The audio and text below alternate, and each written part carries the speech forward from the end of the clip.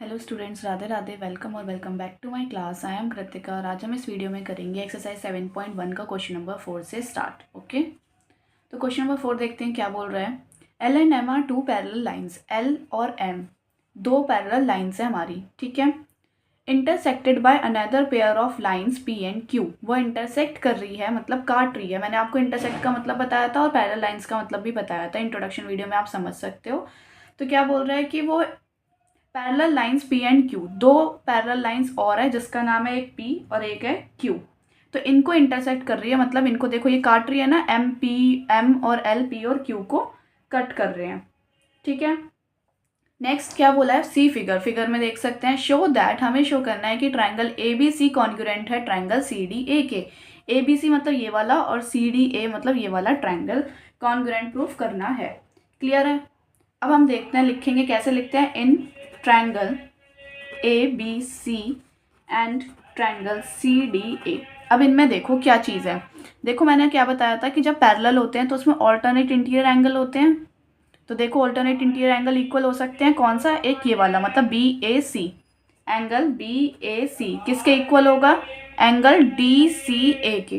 Angle D C ए के लिख देंगे ऑल्टरनेट इंटीरियर एंगल। मैंने शॉर्ट फॉर्म लिखा है, फुल फॉर्म लिखना। ओके, देखो एक और हमारा ऑल्टरनेट इंटीरियर एंगल बन सकता है। कौन सा, ये वाला। ये इसके ऑल्टरनेट इंटीरियर बन सकता है। कौन सा, डी ए सी किसके बन सकता है, बी सी ए के। तो लिख देंगे एंगल बी सी ए, क्योंकि ये इसमें आ रहा है ना पहले, तो उसी के अकॉर्डिंग लिखेंगे बी सी ए किसके इक्वल हो जाएगा, डी ए सी के।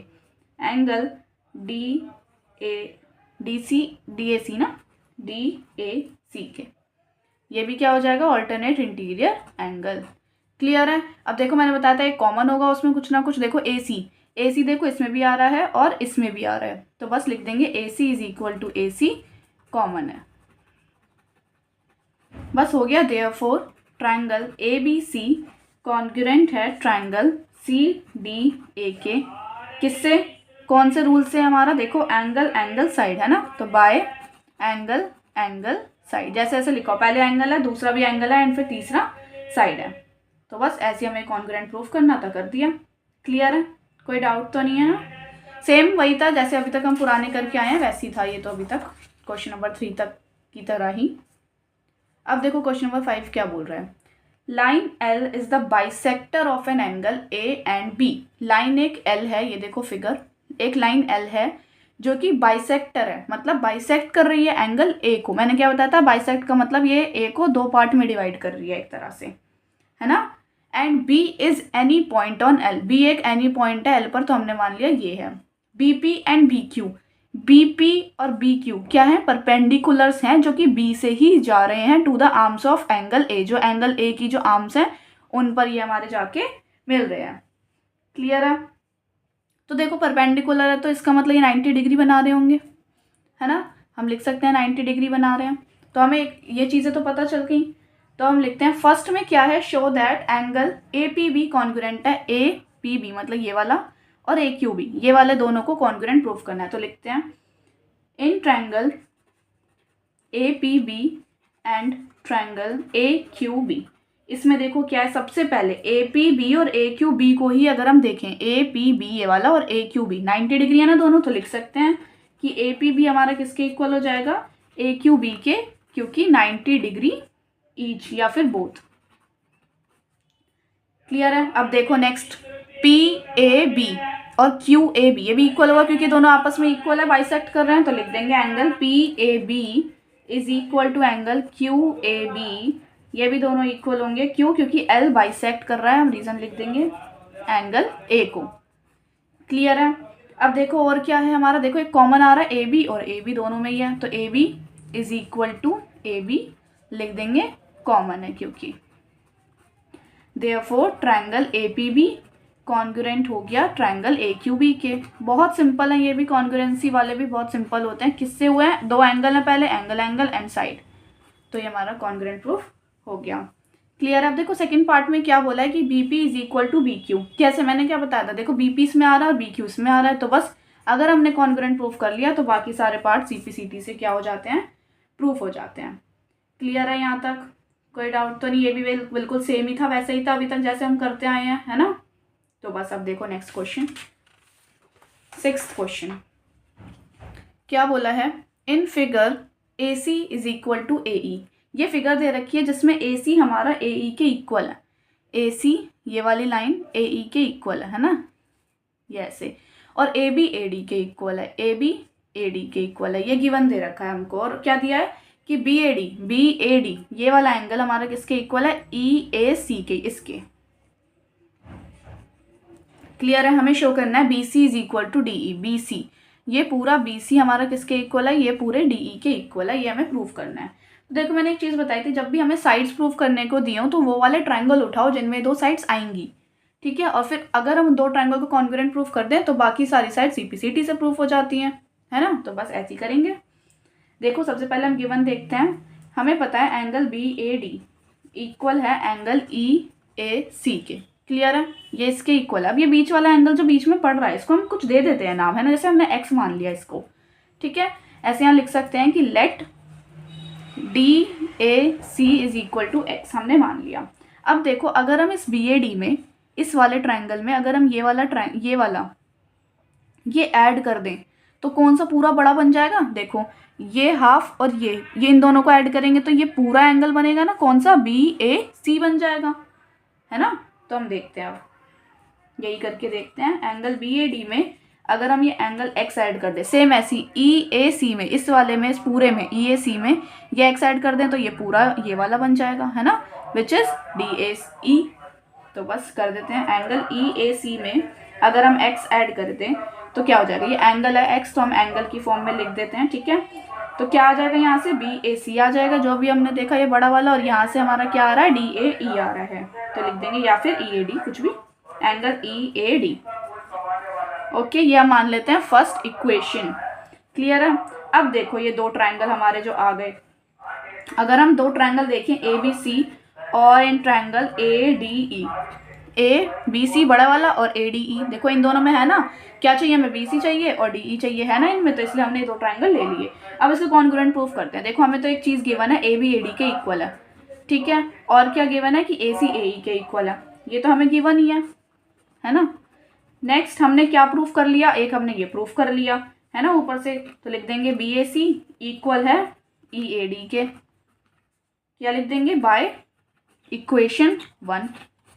तो देयरफॉर ट्रायंगल ABC कॉन्ग्रुएंट हो जाएगा ट्रायंगल ADE के, किससे, बाय साइड एंगल, है ना, एक हमारा साइड है और एक और साइड है और एंगल है, ठीक है। तो हम लिख देंगे साइड एंगल, या हम साइड एंगल साइड भी लिख सकते हैं। क्लियर है। अब देखो, अब जो हमें प्रूफ करना है, BC यहाँ से BC यहाँ से DE ले लिया, किससे हो जाएगा, अब ये CPCT से हो जाएगा, बस यही हमें प्रूफ करना था और वो हो गया हमारा प्रूफ। क्लियर है, सिंपल था ना। बस हमें क्या करना है, कुछ भी अगर ऐसे बीच में एंगल अड़ता है ना तो हम उसको x मान के ऐड करके, सब में यही प्रोसीजर है, हम उसको कॉन्ग्रुएंट प्रूफ कर लेंगे। क्लियर है। चलो नेक्स्ट देखते हैं, क्वेश्चन नंबर 7, आज के लिए लास्ट क्वेश्चन होगा। क्वेश्चन नंबर 8 थोड़ा उसमें बहुत सारे पार्ट्स हैं, बड़ा है, वीडियो बड़ी हो जाएगी तो फिर आपको दिक्कत ना हो जाए, है ना, मतलब आप बोर ना हो जाओ या फिर कंफ्यूज ना हो जाओ, इसलिए मैं शॉर्ट में समझाने की कोशिश करती हूँ, ठीक है। तो क्वेश्चन नंबर 7 देखते हैं क्या बोला है। AB is a line segment and P is it's mid point. AB एक लाइन सेगमेंट है, AB लाइन सेगमेंट है, क्लियर है। P इसका मिड पॉइंट है, AB एक लाइन सेगमेंट हो गई, P ए मिड पॉइंट है। मिड पॉइंट मतलब ये 2 इक्वल पार्ट में डिवाइड कर रहा है, ठीक है। Next D and E are points on the same side. D और E, D एंड E ये सेम साइड पर पॉइंट्स हैं, ठीक है, on the same side of AB के सेम साइड पर, ठीक है। शो दैट, हमें क्या शो करना है, एंगल ट्रायंगल DAP कॉन्ग्रुएंट है ट्रायंगल EBP के। देखते हैं, DAP मतलब ये वाला पूरा DAP, ये वाला यहाँ तक, ठीक है, और EBP मतलब ये वाला पूरा, इनको कॉन्ग्रुएंट प्रूफ करना है, ठीक है। अब देखो ये एक बीच में एंगल ट्रायंगल आ रहा है ना, हम इसको x मान लें, क्योंकि हमें देखो क्या दिया था, BAD।